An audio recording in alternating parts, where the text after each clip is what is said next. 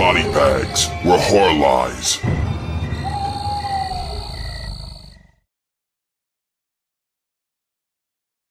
What's up, everyone? This is Kyle with BodyBags, filling in for Chris again. It is Tuesday. This week, we're going with a theme of satanic movies or cult movies. I actually was pretty excited to do this week as well. I really like this movie a lot, so I wanted to do a review on it. It is called I Drink Your Blood from 1970. So a little bit about I Drink Your Blood. If you have not seen it, it is a pretty crazy film. It was made in 1970. It was released in 1970. It's considered a cult horror film. So it does have a following, somewhat of a following. Obviously, as you can see, it's pretty low budget. Sorry if there's a glare, but it is pretty low budget. It was written and directed by David E. Durston, who is currently deceased. He did die in 2010. Little not really well-known fact is they actually planned on doing a remake of this movie, of I Drink Your Blood. David E. Durston actually announced that in 2009, in September of 2009, and early 2010 he died. So that probably won't happen. I don't really see major film companies, coming out and re-releasing this movie or doing any kind of a remake of this movie or anything. But this is considered a Times Square exploitation film, and it's also it's a staple of a drive-in movie. I mean, this is one of the movies they played at the drive-in, started playing in drive-in movie theaters a long time ago. So yeah, to kind of get in the plot, so you guys know, what's up with it, so you can decide whether or not you want to see it. This movie is about a satanic cult. So you got this satanic cult, and at the beginning of the movie, they're doing a ritual in the woods. There's like probably 5 to 7 guys and a couple of girls. They're doing this weird satanic ritual in the woods, and there's this girl that's watching from behind a tree.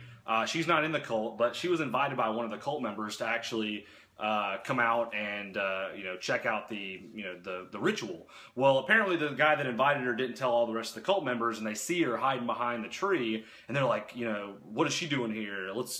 Everybody go get her.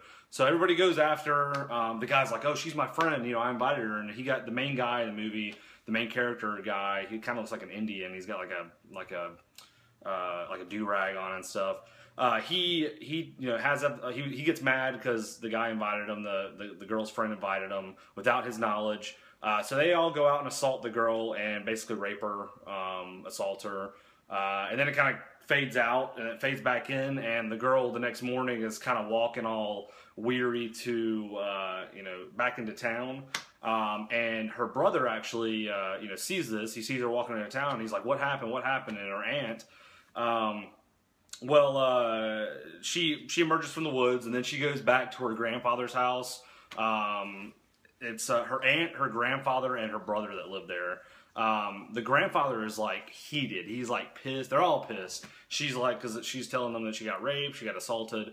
So the grandfather devises a plan, and this movie's really out there. It's an exploitation film. It's an old 1970 film.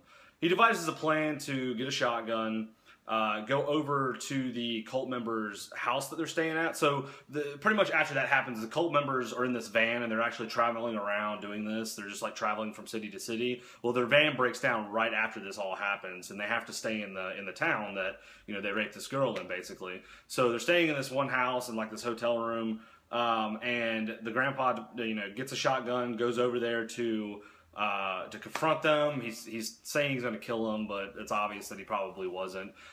There's a lot of scenes that really got me laughing. This is a fun time. This movie's a fun time. There's a lot of scenes. One of the most notable scenes that had me laugh is the grandpa walks over to the cult members where they're staying at, and he has this shotgun that's fully loaded. These cult members don't really have any weapons or anything.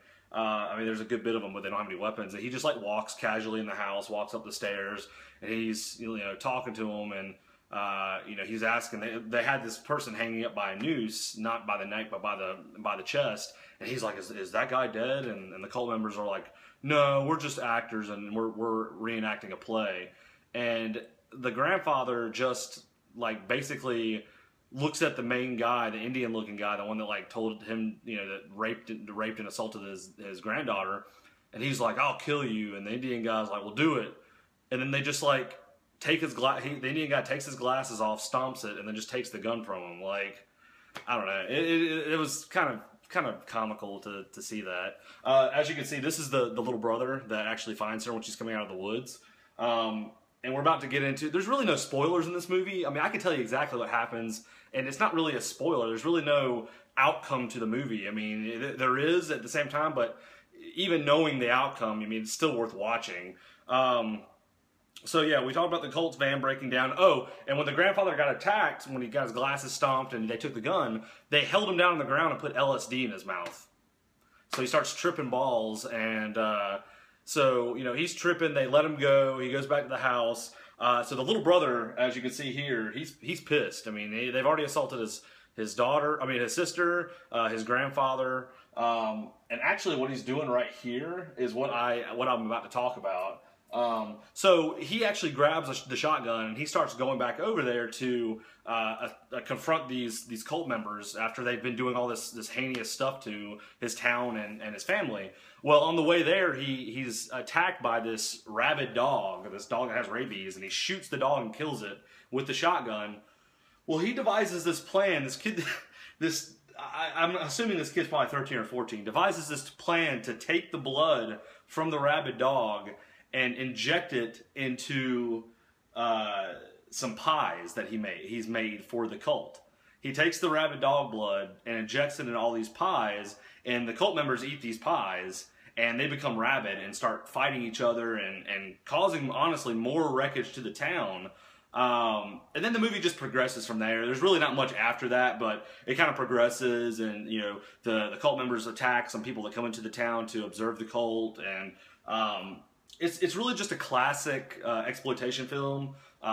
It's a grindhouse movie, so kind of classic. And there, as you can see, he's injecting these pies with this rabid dog blood, which is I think the movie's really freaking cool. I really enjoy it. I mean, for it to be an exploitation, old school 1970 movie, I really liked it a lot. A couple quick notes about this movie that I found interesting.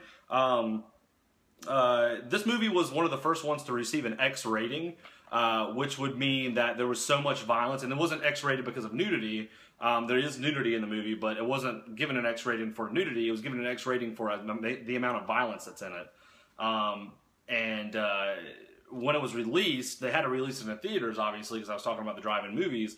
They had to slim down the amount of violence in the movie. So they did a lot of cuts of the movie, a lot of director cuts, to actually slim it down and get it in the theater.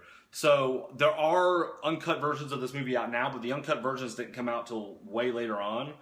There was a lot of versions of this movie, they said, spinning around, you know, out there, but none of them ever got released. This movie's honestly never had an official DVD release until, I think it said 2001 or 2004, when Grindhouse, the company that released like Cannibal Holocaust, re-released the Blu-ray of that, Cannibal Ferox, The Beyond, they got the rights to the movie. The director, and it looks like the movie just cut out, but the director actually got in contact with the main guy from Grindhouse, the guy that owns Grindhouse, got in contact with the director, and he actually you know, was sold the rights to this movie. So the guy from Grindhouse Releasing actually has the rights to I Drink Your Blood. So they re-released the movie, the uncut DVD. I do own the uncut DVD. They re-released it and put it out there for anybody to buy. So you can go buy that right now. I think when you go to Grindhouse's website, from what I noticed, it redirects you to Amazon. I think for most of their releases, it redirects you to Amazon. You can buy them off Amazon, but it'll cost you less than $20 for the DVD. It's really well worth buying. If I had to give this movie a rating, I would probably give this movie a 7.5 out of 10. I think it's a solid movie for a Grindhouse movie. It's not too much of a rewatch, but I mean, you know, when your friends are around, you've been drinking, you could throw it in the DVD player, watch it. It's honestly a pretty cool movie. I really enjoyed it. I've seen it 2 or 3 times. First time I ever saw this movie, I was in high school, so it's been a while. But yeah, I really recommend it if you're into grindhouse movies. It's definitely got a satanic theme to it with the satanic cult members. They're talking about the devil throughout pretty much the whole movie and how they worship the devil and blah blah blah. So I thought it'd be a cool movie to review. But anyway, appreciate you guys watching this. If you guys have any, if you guys like this video or have any comments on this video, leave them below. Like the video, subscribe to my YouTube channel at the Horrorphile. I'm actually doing a Asian Cinema Week, well not week, but an Asian Cinema series. I'm going to start doing a disturbing movie series. I'll probably feature this movie on it. So check it out. The link's going to be in the description. Check out all the other guys on BodyBags. Subscribe to their channels. And until next time, deuces. See ya.